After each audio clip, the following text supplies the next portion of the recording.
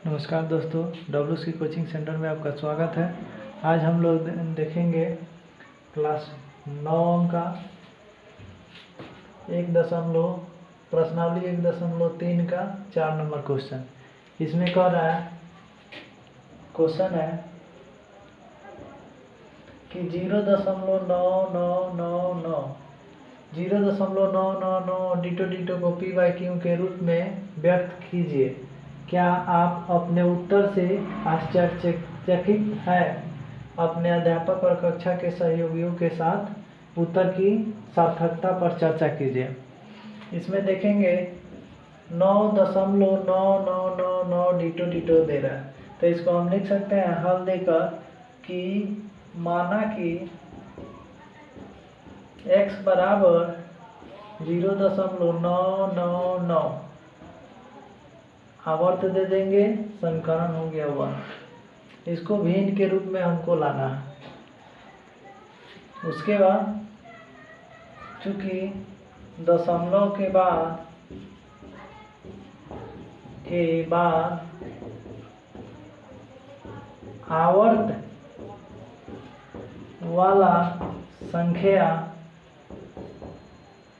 1 है, इसलिए समीकरण 1 में 10 से गुणा करने पर, तो 10 से गुणा कीजिएगा तो यहाँ पे x बराबर 0.999, इसमें भी 10 से, इसमें भी 10 से गुणा कीजिएगा तो 10x हो जाएगा। फिर बराबर इसमें गुणा कीजिएगा तो 9.999 आवर्त दे दीजिएगा, समीकरण हो गया 2। इसलिए समीकरण 2 में से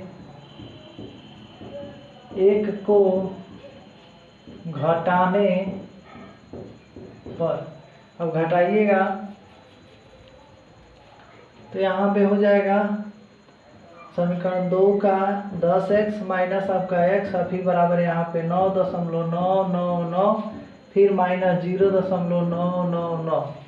उसके बाद यहाँ पे 10 में से 1x घटाइएगा तो 9x हो जाएगा। फिर बराबर आपका इसमें 3 गो 9 में से 3 गो 9 निकल जाएगा, जैसे रफ समझ लीजिए।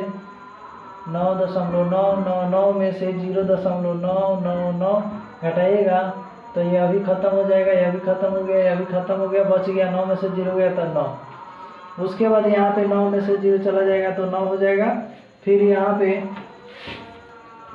x बराबर 9/9 काट दीजिएगा 1 मर्द में, x बराबर आपका 1 आंसर हो गया। देख लीजिए।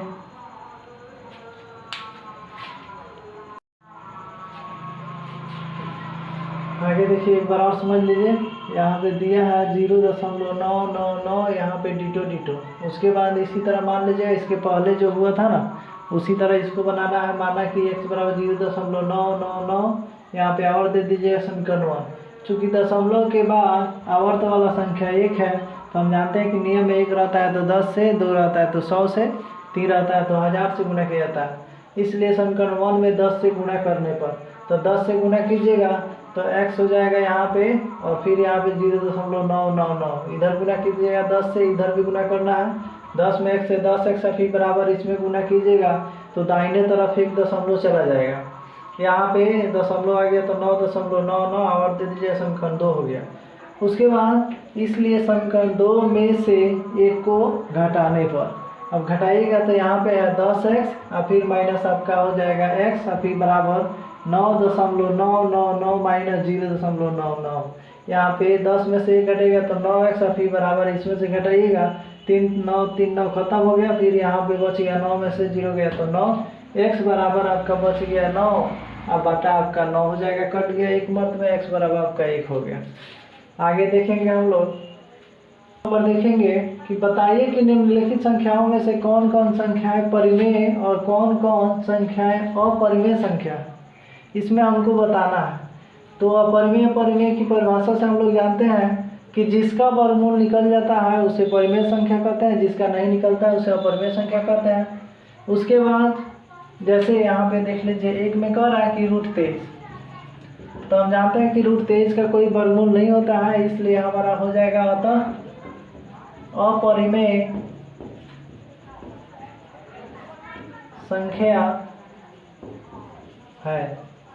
उसके बाद देखेंगे 2 नंबर में, यहाँ पे √225 कर रहा है, √225। तो हम जानते हैं 225 का वर्गमूल होता है 15। तो यहाँ पे अतः परिमेय संख्या है। उसके बाद 3 नंबर हम लोग देखेंगे। 3 नंबर में कह रहा है कि 0.3796। उसके बाद हम जानते हैं कि कोई भी आवर्त या डिटो नहीं रहता है किसी भी संख्या में, तो उसे परिमेय संख्या कहते हैं। जैसे यहाँ पे डिटो भी नहीं है, आवर्त भी नहीं है, तो ये परिमेय संख्या हो जाएगा। अतः परिमेय संख्या है। उसके बाद 4 नंबर में देखेंगे। 4 नंबर में कह रहा है 7.47847 डिटो। इसमें देखिएगा डिटो है यहाँ पे, अतः यह अपरिमेय संख्या हो जाएगा, अपरिमेय संख्या है। उसके बाद यहाँ पे देख लीजिएगा 5 नंबर में 1.10 फिर यहाँ पे 301, फिर यहाँ पे 401 डिटो है। तो जहाँ पे डिटो आवर्त रहता है वो हमारा अपरिमेय संख्या होता है।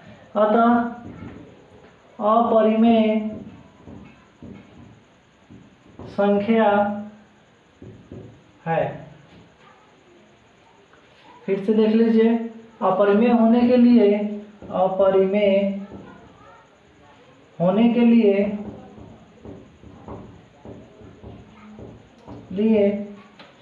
डिटो हो चाहे आवर्त यदि दोनों रहता है तो अपरिमेय होता है, और नहीं रहता है तो परिमेय हो जाएगा। जैसे यहाँ पे √23 है तो √23 का हो जाएगा अतः अपरिमेय संख्या, क्योंकि इसका वर्गमूल नहीं होगा। उसके बाद रूट यहाँ पे 225 है, 225 का वर्गमूल 15 होता है, इसलिए यहाँ पे परिमेय संख्या हो जाएगा। उसके बाद यहाँ पे 0.3796 है, इसका स्टॉप डिटो नहीं है। इसके बाद आवर्त भी नहीं आता, परिमेय संख्या हो जाएगा। यहाँ पे देख लीजिएगा डिटो होने के कारण यह परिमेय संख्या हो गया। उसके बाद यहाँ पे भी डिटो है, इसलिए अपरिमेय संख्या हो गया। आगे हम लोग देखेंगे